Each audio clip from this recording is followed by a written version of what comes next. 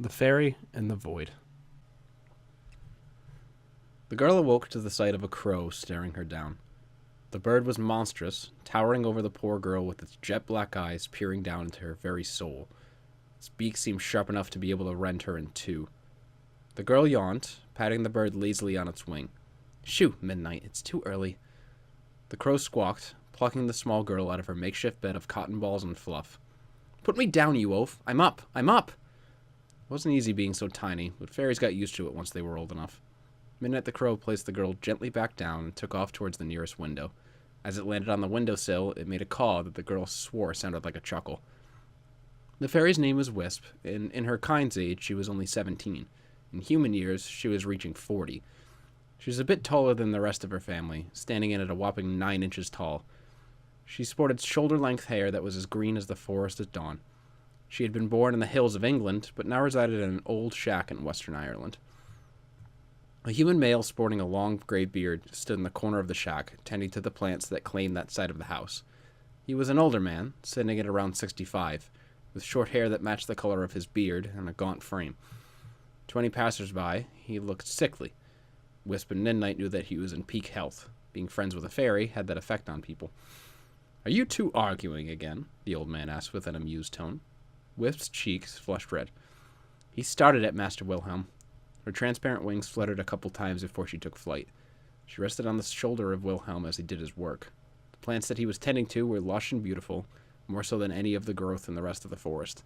Even plant life prospered when near a fairy. "What work do you have for me today, Master?" Wisp asked. The old man cracked a gentle smile as he produced a slip of paper from his cloak pocket. On it was written the names of 3 herbs and a list of instructions on where to find each. "This order came in late last night," Wilhelm explained. "There is a very potent ingredients for a medicinal cure that came from a woman in Oxfordshire. I need you and Midnight to go collect them for me." Wisp scanned the note. Feverfew and lavender were easy to come by, but it was the third ingredient that the fairy had never even heard of before. "Master, what's a void stone?" "That, my dear Wisp, may be a bit tricky for you," Wilhelm replied carefully. "Void stone is created when a portal to the void opens in a certain area. Residual energy from that accursed realm seeps into the ground around the portal and absorbs the energy. A void stone is a rock that holds that residual energy within it." Wisp shrugged. "Sounds easy enough to find." The old man shot her a hazarding glance. "To find, yes. I'm sending Midnight with you because he already has an affinity for the void. However, you must only find a void stone in an area where a portal has already closed. For your own safety, do not go near an open void portal. If you were to be drawn within, there is no chance that you would ever escape. I will not even begin to explain the abominations that dwell within that realm." The fairy suddenly felt like she didn't want anything to do with the void. She was very small, and the void seemed very big and dark. She had heard stories of the void before from other fairies. They said that it was a world of complete and utter darkness where the worst creatures in existence lived. Portals opened up on a semi-regular basis in different spots over the world, but humans couldn't see them. Many humans were unlucky enough to stumble into the portals, and may have been very confused when their whole world suddenly went pitch black. "I'll be careful, don't you worry," Wisp assured, taking to the air once more. Midnight cocked his head, fluttering his wings in preparation for flight. Wilhelm nodded. "Be careful, you two. I don't want to find that one or both of you were swallowed by the void. I'm trying to have an easy day." The old man winked with a smile. Wisp bade her farewells as she and the crow flew off towards the springtime sun. The feverfew and lavender were easy to find. Wisp picked up on their scents almost immediately. Both rested in a field a couple of miles out from Wilhelm's shack. Wisp plucked enough of the flowers for the order and placed them in a small satchel she carried along with her. It would be the void stone that would be the tricky part. Wisp and Midnight wandered throughout the forest for hours, searching for any traces of a recently closed void portal. By the time the late afternoon hit, Wisp felt as if the two had traveled around the whole of Ireland in searching, but hadn't come up with the faintest hint. She and the crow took a break atop a large pine tree that overlooked the ocean. "We've been at this all day and still nothing," Wisp complained, massaging her sore wings. Midnight ignored her, peering over the water and out into the horizon. "At this rate, we're going to have to try a different country if we're ever going to find one of those stupid stones." Midnight cocked his head to one side and turned his gaze to the agitated fairy. A harsh white light began to surround him. Wisp shielded her eyes and let out a pained hiss as the crow's transformation nearly blinded her. She blinked the fuzz out of her eyes and found that Midnight was now in his human form, sitting with his legs dangling from the thick branch.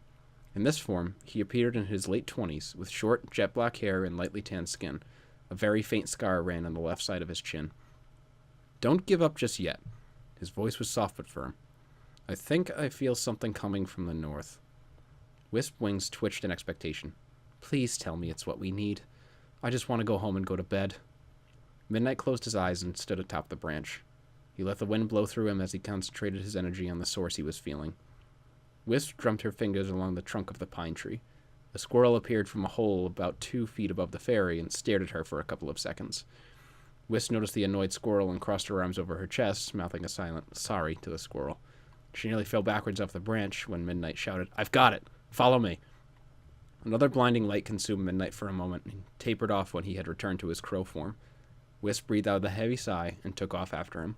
Her wings felt as if they had tiny weights attached to them. "Slow down! I can't go as fast as you!" It took the pair about 20 minutes to find their destination. Midnight reached the area first and took his human form. Wisp arrived a minute later, plopping herself down on the man's shoulder. She was panting heavily and barely wanted to move her wings. "So much for slowing down," she wheezed. "Thanks for waiting up for me." Midnight's eyes were narrowed at the field in front of him. In the center rested what appeared to be a pitch-black tear in reality. A black hole seemed to have opened up in the middle of the air. Shreds of black energy whipped around the edges of the portal like unholy flames. There was no sound coming from the area around the hole, but there were sounds coming from within it. Wisp tried her hardest not to imagine what kind of creatures were making those horrific noises. "What do we do now?" the fairy asked. "The master said we shouldn't go near an open void portal. Do we wait for this one to close?" Midnight shook his head. "We have no idea how long that could take. We could be waiting here for days. I already have an affinity for the void, so it'll be safer if I go near it to grab one of the stones." Wisp grabbed hold of the man's ear with both hands and yanked. Midnight winced and threw his hand to his throbbing ear, nearly swatting the fairy off his shoulder in the process. "What was that for?" he growled. "One, for giving me such an unwelcome awakening this morning," Wisp explained. "And two, for being an idiot. If something pops out of there while you're collecting the stone, who knows what will happen? We know that this portal is here. We can always tell the master what we found and come back tomorrow to see if it's closed." Midnight pondered on the idea for a minute. Wisp hoped that somewhere in that bird brain of his he would consider not being a complete fool. The man plucked Wisp up with 2 fingers and placed her gently on a small rock nearby. She was too tired to struggle, but she knew that Midnight had made a poor decision. "I'm sorry," he said, "but I'm not wasting time when we have what we need right in front of us. I'd rather take the risk." Wisp began to voice her complaints, but Midnight didn't hear her. He was too busy returning to crow form and flying off towards the portal. Wisp took her satchel of flower petals and tossed it to the ground in frustration. "Bloody idiot!" Midnight's wings beat like thunder as the black hole in front of him got larger. His eyes focused on the ground below the portal and honed in on the perfect stone. It shined with a gray-black hue. Smaller black flames weakly spit from its edges. Midnight would swoop in, pluck up the stone, and be back to Wisp in seconds. Nothing was coming out of the portal. It was the perfect time. He was so close now to the stone that he could almost feel its smoothness within his beak. Just a little closer. Wisp watched in horror as a skeletal hand shot out of the portal and snatched up Midnight. The crow squawked in pain as he struggled to break free of the creature's grasp. The hand grew into an arm, then a torso, then a grotesque head emerged from the portal and stared at Midnight with eyeless sockets. The creature appeared as a human skeleton, though badly charred, as if it were in a fire. Specks of purple and blue energy stuck to its frame like a disease. Wisp recognized the creature from stories. They called those monsters void walkers, beings that left the void in order to feed on the negative emotions of humans. Wisp silently cursed Midnight for being such a fool. He had made the wrong decision and was now lost in the death grip of a void walker. The more he struggled, the more the creature squeezed. The crow cawed pitifully. Wisp cringed. She could hear Midnight's bones beginning to creak and groan under the void walker's grip. "You bloody fool," she said between clenched teeth. "You're going to make a fairy come and save the day, eh?" Her wings felt like they were on fire. She wouldn't be surprised if they had begun bleeding and she hadn't even noticed. With all the strength she could muster, she forced her wings to lift her into the air. Tears formed in her eyes as the soreness racked through her back. She took a deep breath, asking herself if it was even worth it to save that annoying crow spirit. She already knew what the answer was. There was no point in stalling for any more time. Wisp took off like a bullet towards Midnight and the Void Walker. The adrenaline had coursed its way through her body, dulling the pain enough for her to focus at the task at hand. The Void Walker caught a glimpse of the small green blur coming towards it. It loosed its grip on the crow, and the bird fell pitifully out of the creature's hand. Midnight hit the ground and did not move, though he was alive and breathing harshly. Tears stung at Wisp's eyes as she formed a light green aura around her hands. When all this was said and done, she was going to need a long nap and a lot of relaxation for all the nonsense she was going through. Gods forbid finding the Void Stone could have been as easy as finding the flowers. The Voidwalker shambled the rest of its body out of the void and reached out to grab Wisp. Just before its hand closed around her, the green aura in her hands shot out and plunged into the empty eye sockets of the skeletal creature. The Voidwalker growled with a hideous screeching sound and stumbled back into the portal. It scrubbed at its burning eyes, the fairy energy peeling back layers of the purple void energy that surrounded its sockets. Then it was gone, back to the depths of the darkness from which it came. With it, the void portal closed, returning the space it had occupied back to normal. Wisp felt the sweat pouring down her forehead and the tears surging down her cheeks. She laughed, and then began to plummet to the ground when everything went black. Wisp awoke back in Wilhelm's shack. Sun was shining in from the windows, casting a warm glow over the fairy. Wisp blinked a couple of times. She tried to sit upright, but the soreness in her wings and back dictated otherwise. She gritted her teeth and turned on her side to get a better view of the room. Master Wilhelm was still over by his plants, but he was writing something down on a slip of paper. Midnight was resting in his human form on a bed. His right arm was wrapped in bandages and hung in a sling. His breathing was steady, and Wisp was thankful for that. He was alive. That was all that mattered. Wilhelm heard the rustling of the fairy's movements and turned to face her. His eyebrows were furrowed, and a frown lined his lips. Wisp slunk back under her leaf blanket and hid herself from her master's disapproving stare. "I know it wasn't your fault," he said softly. Wisp peeked her head out from under the blanket. Her cheeks were flushed red. "I heard everything from a fox spirit that had been in the area. She's the one who found the two of you and brought you back here." "I tried to stop him," Wisp said. "He insisted on getting the stone immediately rather than waiting." The old man turned his gaze to the sleeping crow spirit in human form. "He is still young. He has much to learn about knowing the right time to strike. He is too foolhardy. He nearly got both of you killed. Where would I find assistants like you if that happened?" Wisp giggled.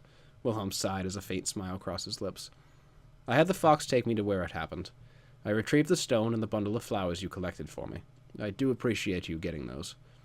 Wisp pulled the blanket off and slumped onto her stomach. She felt like she could lie in her bed for days. "Perhaps next time I'll give you two a task that doesn't involve the void," Wilhelm chuckled. Wisp groaned, throwing one of the cotton balls over her head. "If I even think about the void, it will be too soon," the fairy complained.